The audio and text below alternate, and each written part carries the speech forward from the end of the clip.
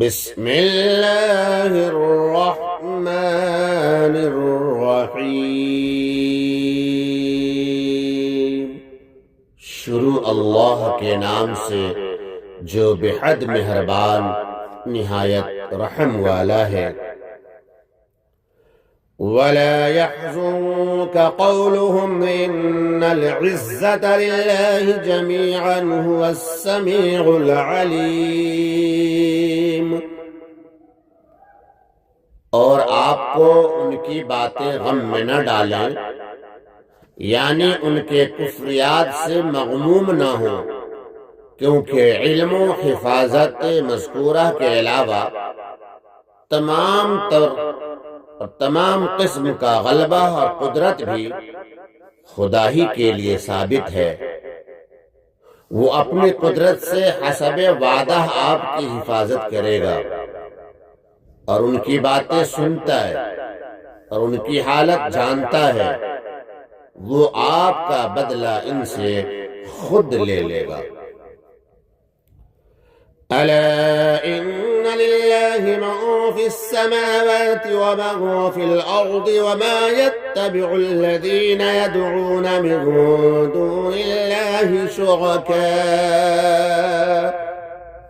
یاد رکھو کہ جتنے کچھ آسمانوں میں اور جتنے زمین میں ہیں، یعنی فرشتے اور جن و انس، یہ سب اللہ تعالیٰ ہی کے مملوک ہیں۔ اس کی حفاظت یا مکافات کو کوئی روک نہیں سکتا۔ پس باہما وجود تسلی رکھنا چاہیے، اور اگر کسی کو شبہ ہو کہ شاید شرکا مزاحمت کر سکیں تو اس کی حقیقت بھی سن لو۔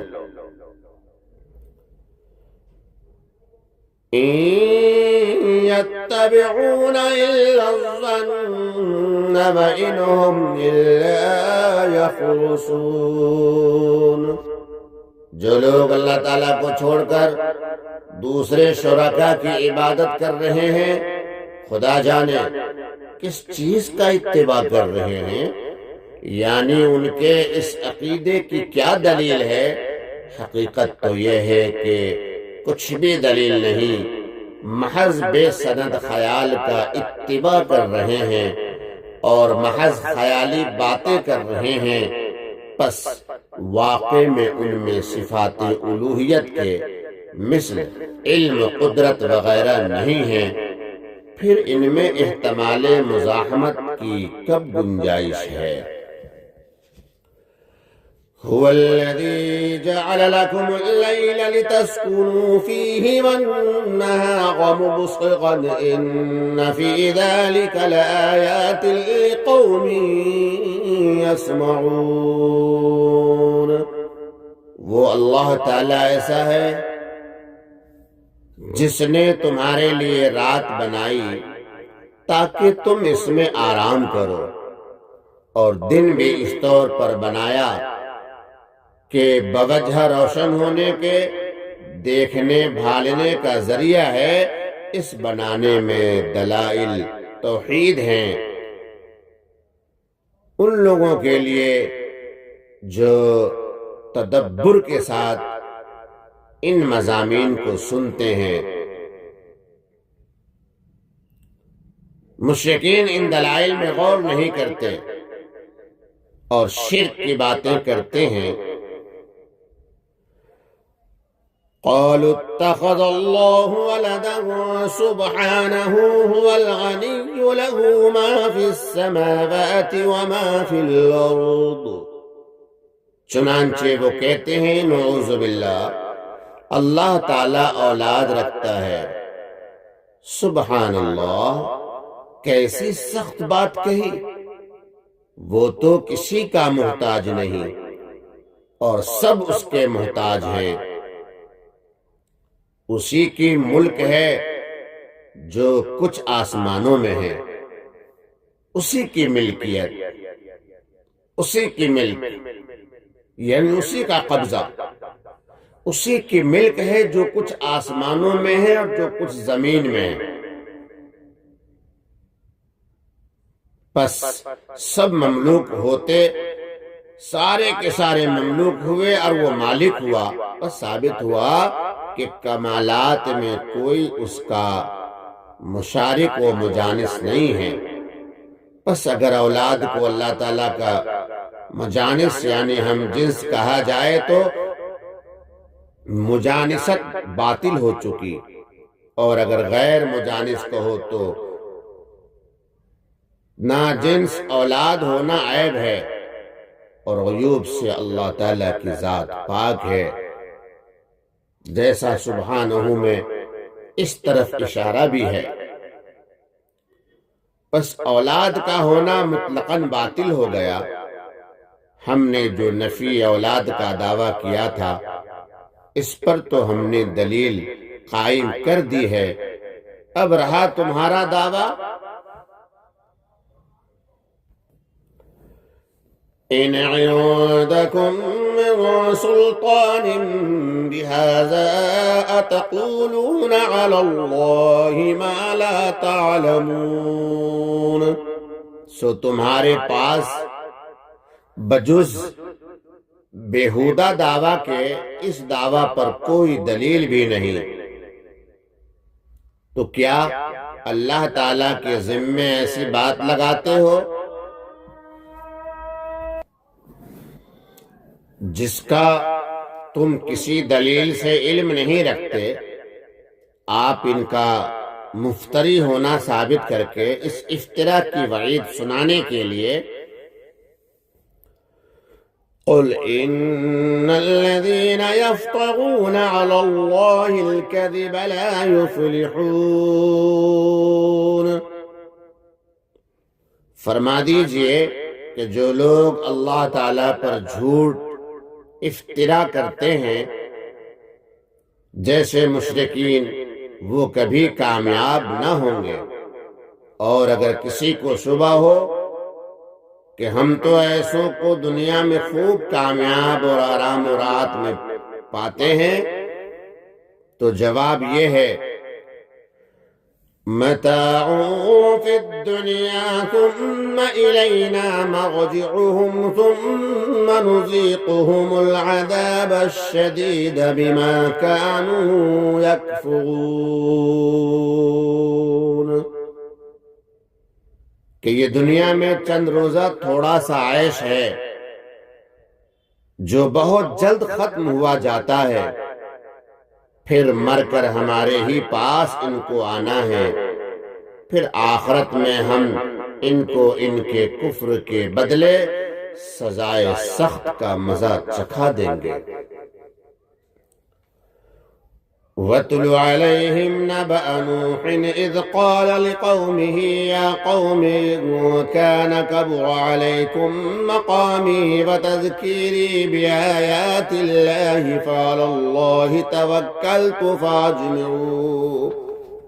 فَاجْمِعُوا أَمْرَكُمْ وَشُرَكَاءَكُمْ ثُمَّ لَا يَكُنْ أَمْرُكُمْ عَلَيْكُمْ غُمَّةً ثُمَّ اقْضُوا إِلَيَّ وَلَا تُنظِرُونَ۔ اور آپ ان کو نوح علیہ السلام کا قصہ پڑھ کر سنا دیجئے کہ جو کہ اس وقت واقع ہوا تھا جبکہ انہوں نے اپنی قوم سے فرمایا تھا کہ اے میری قوم، اگر تم کو میرا رہنا یعنی واعظ و نصیحت، واعظ گوئی کی حالت میں رہنا اور احکام خداوندی کی نصیحت کرنا بھاری اور ناگوار معلوم ہوتا ہے تو ہوا کرے، میں کچھ پرواہ نہیں کرتا، کیونکہ میرا تو خدا ہی پر بھروسہ ہے۔ سو تم میرے ضرر پہنچانے کے متعلق اپنی تدابیر جو کچھ کر سکو اپنے شرکاء یعنی بتوں کے پختہ کر لو، یعنی تم اور تمہارے معبود سب مل کر میری ضرر رسانی میں اپنا ارمان نکال لو، پھر تمہاری وہ تدبیر تمہاری گھٹن اور دل تنگی کا باعث نہ ہونا چاہیے، یعنی اکثر خفیہ تدبیر سے طبیعت گھٹا کرتی ہے، سو خفیہ تدبیر کی ضرورت نہیں، جو کچھ تدبیر کرو دل کھول کر اعلانیہ کرو، میرا نہ لحاظ پاس کرو اور نہ میرے چلے جانے نکل جانے کا اندیشہ کرو، کیونکہ اتنے آدمیوں کے پہرے میں سے ایک آدمی کا نکل جانا بھی مستبعد ہے، یعنی بہت دور کی بات ہے، پھر اخفاء کی کیا ضرورت ہے؟ پھر میرے ساتھ جو کچھ کرنا ہے کر گزرو اور مجھ کو ذرا بھی مہلت نہ دو۔ حاصل یہ ہے کہ میں تمہاری ان باتوں سے نہ ڈرتا ہوں نہ تبلیغ سے رک سکتا ہوں، یہاں تک کہ تو نفی خوف کی فرمائی، خوف کی نفی کر دی کہ مجھے ڈر خوف کسی سے نہیں لگتا، آگے نفی طمع کی فرماتے ہیں، فَإِن تَوَلَّيْتُمْ فَمَا سَأَلْتُكُم مِّنْ أَجْرٍ إِنْ أَجْرِيَ إِلَّا عَلَى اللَّهِ وَأُمِرْتُ أَنْ أَكُونَ مِنَ الْمُسْلِمِينَ۔ پھر بھی اگر تم اعراض ہی کیے جاؤ تو یہ سمجھو کہ میں نے تم سے اس تبلیغ پر کوئی معاوضہ تو نہیں مانگا، اور میں تم سے کیوں مانگتا؟ کیونکہ میرا معاوضہ تو صرف حسب وعدہ کرم الہی، وعدہ کرم اللہ تعالیٰ ہی کے ذمہ ہے، غرض نہ تم سے ڈرتا ہوں نہ خواہش رکھتا ہوں، اور چونکہ مجھ کو حکم کیا گیا ہے کہ میں اطاعت کرنے والوں میں رہوں، اس لیے تبلیغ میں حکم کی تعمیل رکھتا ہوں، اگر تم نہ مانو گے میرا کیا نقصان ہے؟ سو باوجود اس موعظہ بلیغہ کے بھی وہ لوگ فَإِن كَذَّبُوهُ فَنَجَّيْنَاهُ وَمَن مَّعَهُ فِي الْفُلْكِ وَجَعَلْنَاهُمْ خَلَائِفَ وَأَغْرَقْنَا الَّذِينَ كَذَّبُوا بِآيَاتِنَا۔ وہ لوگ ان کو جھٹلاتے رہے، پس اس پر عذاب طوفان کا مسلط ہوا، طوفان کا عذاب آیا اور ہم نے اس عذاب سے ان کو اور جو ان کے ساتھ کشتی میں تھے ان کو نجات دے دی اور ان کو زمین پر آباد کیا، اور باقی جو لوگ رہ گئے تھے جنہوں نے ہماری آیتوں کو جھٹلایا تھا ان کو اس طوفان میں غرق کر دیا۔ فانظر كيف كان عاقبة المنظرين، سو دیکھنا چاہیے کیسا برا انجام ہوا ان لوگوں کا جو عذاب الہی سے ڈرائے جا چکے تھے، یعنی بے خبری میں ہلاک نہیں کیے گئے، پہلے کہہ دیا سمجھا دیا، نہ مانا، سزا پائی۔